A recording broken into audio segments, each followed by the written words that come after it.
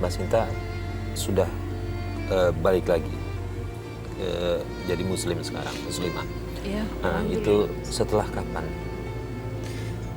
Itu setelah sebenarnya saya ingin kembali jadi muslim itu udah 3 tahun yang lalu, Mas. Iya, karena saya ada rasa kecewa ya di hati ya. Sudah pindah agama tapi nggak malah bener, Nggak dapat kebahagiaan di situ. Iya, nggak ada kebahagiaan sama sekali di situ. Jadi rasa kecewa saya tuh besar banget, ingin kembali ke menjadi muslim ya. Oke. Ya syukur alhamdulillah Pak Ustadz sudah kembali Mbak Sinta, tapi saya masih mau balik lagi pertanyaan yang kisah lamanya Mbak Sinta ini Pak Ustadz. Mbak Sinta kan udah tahu Mbak Sinta sebenarnya nggak mau melakukan itu kan, yang dijual itu. Iya, pasti itu. Nggak mencoba untuk berusaha melarikan diri atau bercerita lagi ke siapa gitu? Saya sudah pernah mencoba buat lari, tapi kalau saya pernah memberontak juga. Tapi saya selalu disekap, Mas. Selalu disekap di rumah. Kalau saya mencoba kabur, pasti ditendang, diseret, dipukul, begitu terus tiap hari.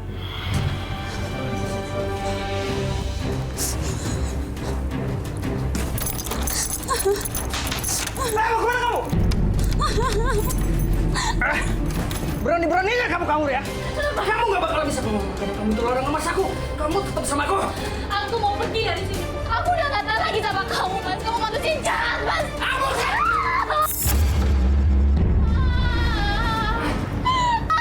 Ampun, Mas. Buka, Mas. Buka. Mas, buka, Mas. bukan kamu berteriak. Tidak, tadi yang akan dengar kamu. Buka, Mas.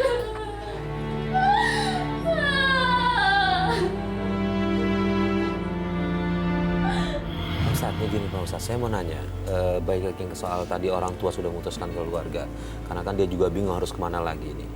Yang dilakukan kedua orang tuanya itu tepat, atau memang sebaiknya seperti apa Pak Ustadz? Ketika mendapati anak melakukan hal seperti itu. Memang salah satu tugas orang tua adalah merawat dan menjaga anaknya, dan juga menuntun anaknya untuk tetap berada pada akidah yang sama dengan orang tua.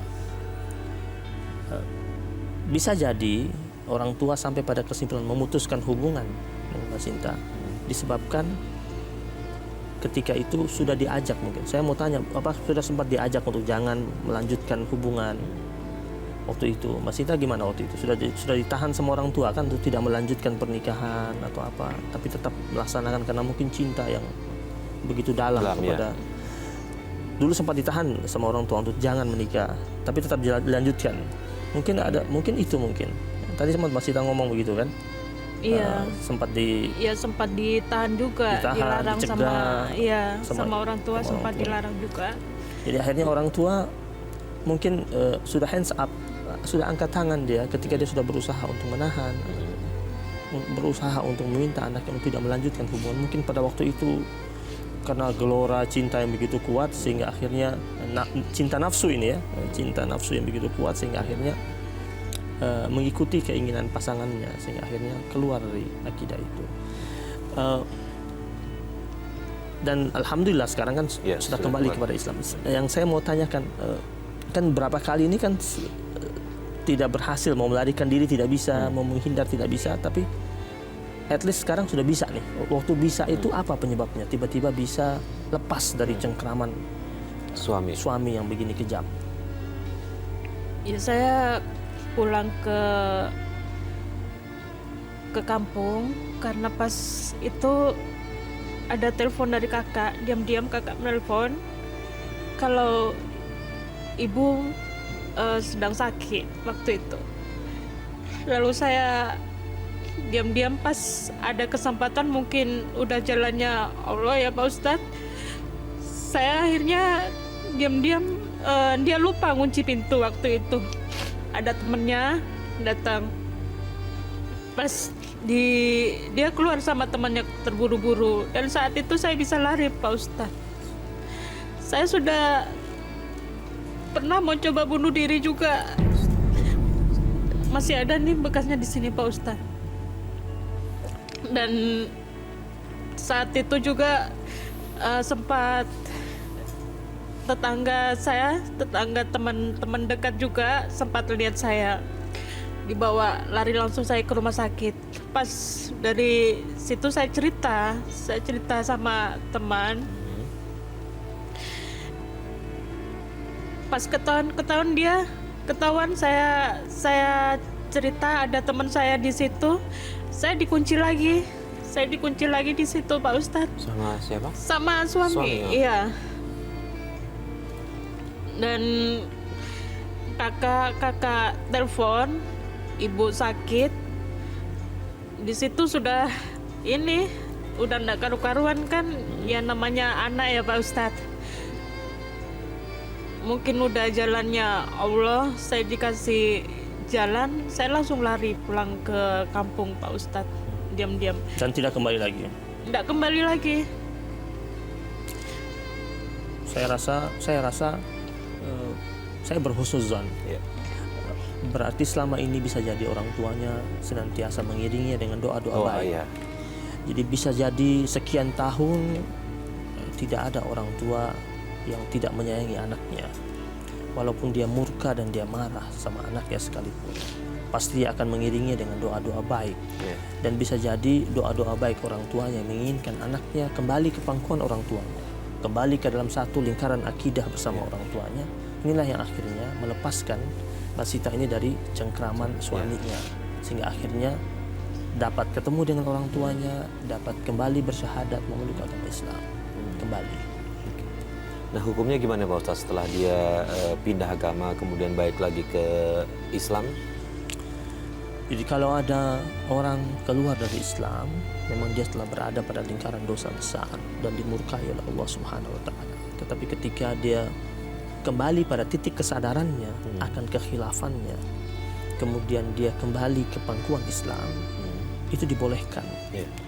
Dibolehkan, kemudian syaratnya adalah dia bersyahadat ulang, kemudian dia taubatan nasuha, dia taubat dengan setinggi-tingginya taubat kepada Allah Subhanahu wa taala dan berjanji tidak akan pernah mengulangi lagi perbuatan tersebut. Jadi kita harus yakin Allah dengan Rahman dan Rahim, kasih dan sayang yang begitu tinggi, menerima segala macam bentuk permohonan ampun hambanya. Kekhilafan hambanya ini segera diampuni Allah dengan syarat dia taubatan nasuha. Kata Allah, tubu ilallahi taubatan nasuha. Jadi Allah menghai orang-orang yang beriman, bertaubatlah kepada Allah dengan taubatan nasuha. Orang yang taubatan nasuha, Allah katakan Allah yukaffir ankum sayyi'atikum. Jadi segala macam bentuk keburukan, kesalahan Allah hapus, Allah tutup semuanya. Dan Allah sayang sama orang yang bertaubat. Allah sayang. Makanya setiap kali Al-Quran kita temukan firman Allah, redaksi Al-Quran. Ketika Allah menyatakan Allah mengampuni, Allah tutup dengan Ghafurur Rahim. Banyak sekali kita jumpai Ghafurur Rahim. Kenapa? Pengampunannya dimahkotai dengan cinta kasih. Kalau kita lihat ada penjahat melakukan kesalahan, dia akan dihukum oleh hakim dan divonis masuk penjara. Dia menebus kesalahannya dengan hal yang menyakitkan, ditahan sekian tahun. Tapi Allah ketika ada seorang hamba pendosa datang kepadanya mohon pengampunan, diampuni sama Allah. Tapi ketika hambanya datang dengan benar-benar serius, Allah mengampuninya dengan mahkota kasihnya tanpa menyakitkan. Ghafurur Rahim, mengampuni dengan penuh cinta kasih. Itulah Allah Subhanahu wa taala. Nah, Mbak Sinta, ini kita udah mau di penghujung acara, ada yang mau ditanyakan ke Pak Ustadz? Ya Pak Ustadz, saya rasa saya udah kotor banget ya Pak Ustadz. Kayaknya sudah nggak pantas gitu Pak Ustadz ya, sudah menjual diri, sudah keluar dari Islam, murtad kan Pak Ustadz. Apa saya masih bisa dimaafkan Pak Ustadz? Di zaman Nabi Muhammad SAW pernah ada salah seorang wanita berpapasan sama Abu Hurairah radhiyallahu taala anhu, salah satu sahabat Nabi yang cukup banyak meriwayatkan hadis. Di malam hari Abu Hurairah berjalan sendiri berpapasan dengan seorang wanita. Wanita itu bertanya, "Wahai Abu Hurairah, saya ini dosa saya besar banget. apakah mungkin Allah akan mengampuni saya? Kata Abu Hurairah, apa dosamu? Terus kata wanita itu, pokoknya gede banget dosanya. Mungkin nggak Allah memaafkan? Kata Abu Hurairah, ya kau sebut dulu apa dosamu. Terus dia bilang, zanaitu, aku telah berzina. Wa qataltu waladi min zanin, dan aku membunuh anak hasil zina. Jadi dosa dia double nih. Dia berzina, kemudian berzina dengan banyak laki-laki. Makanya memang dia menjajakan dirinya. Terus dia melahirkan anak hasil zina. Abu Hurairah terperanjat. Ya, Abu Hurairah terperanjat. Terus Abu Hurairah mengatakan, wah, besar sekali dosamu itu. Mana mungkin Allah mengampuni dirimu, karena begitu tinggi dosamu, begitu banyak yang kau lakukan, begitu banyak kejelekan yang kau lakukan. Terus wanita itu tambah lemes dia. Terus dia berlalu lewatin Abu Hurairah. Terus Abu Hurairah sambil jalan pulang, tapi Abu Hurairah merasa tidak nyaman dengan fatwanya itu. Dia datang menjumpai Nabi pada malam hari itu, ya. Pada malam hari itu juga dia datang cari Nabi. Terus dia datang kepada Nabi. Dia bilang, ya Rasulullah, aku tadi bertemu dengan salah seorang wanita pelaku dosa besar. Dia tanya sama aku dosanya. Dan aku tanya apa dosanya, terus dia bilang dosanya dia berzina, terus dia bunuh anak hasil zina. Terus kata Rasul, lalu apa yang kau jawab? Aku katakan kepadanya bahwasanya Allah tidak akan ampuni. Lalu kata Nabi, jangan kau jawab seperti itu. Kenapa kau jawab seperti itu? Ketahuilah bahwasanya Allah Subhanahu wa taala pengampun. Ketika hambanya datang kepadanya, meminta ampun padanya, yang Allah lihat kerjanya hari ini, yang Allah lihat penyerahan dirinya. Allah tidak lihat yang kemarin-kemarin. Allah lihat bagaimana dia datang kepada Allah SWT dan minta ampun kepada Allah SWT. Makanya Allah memanggil hamba Allah yang beriman, ya ayyuhalladzina amanu tubu ilallahi taubatan nasuha. Ketika taubatan nasuha, tulus, Allah ampuni dosa. Allah tutup segala macam bentuk kesalahan. Insya Allah. Pak Ustadz, ada doa khusus untuk Mbak Sinta mungkin? Apa yang harus dia sering panjatkan nanti biar hatinya dia lebih tenang?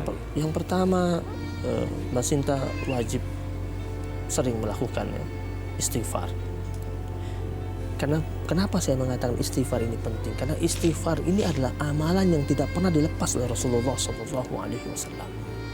Sampai kita temukan dalam riwayat hadis, Nabi beristighfar 70-100 kali tiap hari. Rasul sampai akhir hayatnya tidak pernah putus beristighfar. Yang kedua, ternyata istighfar ini akan mengabulkan segala macam bentuk keinginan hati kita. Sampai salah seorang ulama yang mengarang kitab Al-Hikam, Ibnu Athaillah Al-Askandari, mengatakan, ketika engkau memiliki banyak permintaan dan waktumu sedikit untuk berdoa, atau bahkan engkau kesulitan untuk melafazkan permohonan demi permohonan kepada Tuhanmu, maka cukuplah engkau memperbanyak istighfar sambil mengingat apa saja hajat dan keinginanmu. Maka Allah akan penuhi segala macam bentuk hajat dan keinginanmu tanpa engkau menyebutnya, tapi berkat istighfar yang engkau baca, Allah penuhi.